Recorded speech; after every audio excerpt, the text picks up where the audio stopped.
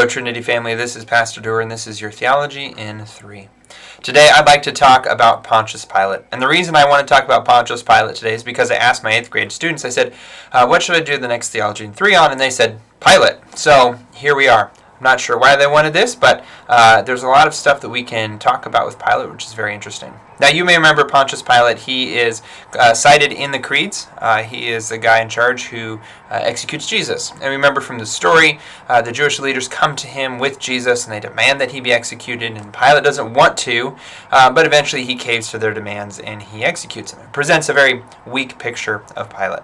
Now, I want to talk about him because, like every character in Scripture and everything in Scripture, at some point, some liberal scholar has challenged the existence of it. And in this case, they would challenge the existence of Pilate. But I want to show you here a picture of archaeological evidence for Pilate. Is that this is a stone that they found. I believe it's in Caesarea where they found it, and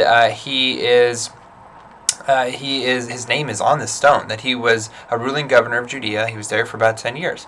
And so we've got archaeological evidence from it, but we also have historical literary sources as well. In particular, a guy named Josephus. Now, this is just the abbreviated version of Josephus, where some of the essential works are included. But what's interesting about Josephus is that he includes for us stories of the first century, about the time of Jesus. Now, Josephus lived later than Jesus did. Josephus was involved in the Jewish revolts of the AD 70, where the temple's destroyed in AD 70, so leading up to then. And Josephus, he's writing an account because he switches sides in that war, and he sides with the Roman Emperor Tiberius after the war. And so he's living in Rome, and he's writing stories of his heritage and of his people, so that the Romans can know who he is. It's very valuable to historians today because he is generally considered pretty reliable, and so his stories about Pontius Pilate are also helpful. Now, there are 3 stories about Pilate which give us a picture of the man, which help us understand a little bit of why he caves to the Jews so easily in the story with Jesus. So the first story, Pontius Pilate, he is a Roman governor, and so he brings into the temple images of the emperor, as he would have done in any other temple and throughout the Roman Empire. But the Jews had a special provision where they didn't have to worship the Roman emperor or other gods, and so he brings them into the temple, and the Jews approach him in Caesarea, and they say, Pilate, this is no good, this goes against everything we believe, this is against our law, and Pilate refuses to remove them. And so they protest for many days until Pilate finally surrounds them with his troops and threatens to kill them if they don't back down. They refuse to back down. So now Pilate's got a choice. He's either going to kill them or he's got to do what they ask. And so he does what they ask. He removes the idols and images from Jerusalem and brings them to Caesarea, where they are left there instead.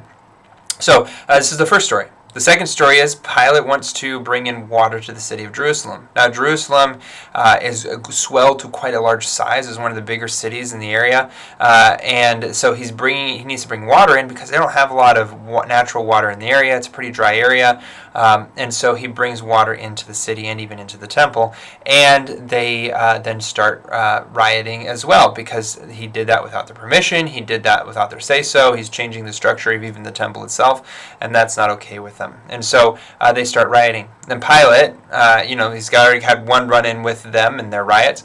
He then gets up to speak to them, but before he does, he instructs his soldiers to put on plain clothes, like the rest of them, arm themselves with weapons, and go into the midst of the crowd. And when he gives his signal, start attacking them from the inside.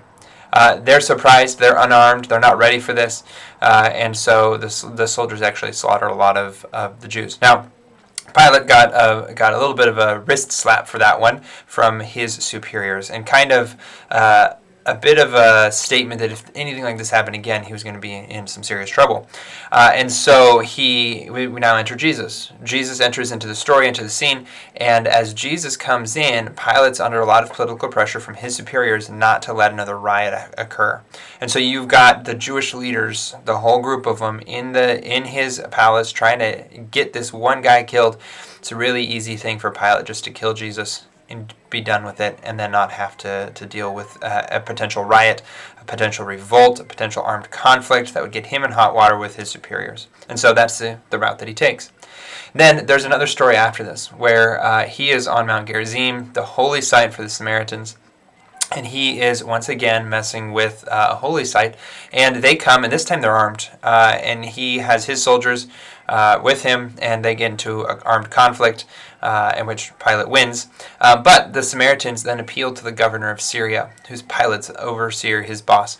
And they say to him, "Hey, this is a big problem." And the governor of Syria, not having it from Pilate, he sends Pilate to Rome to stand before the emperor, that he might be judged by the emperor.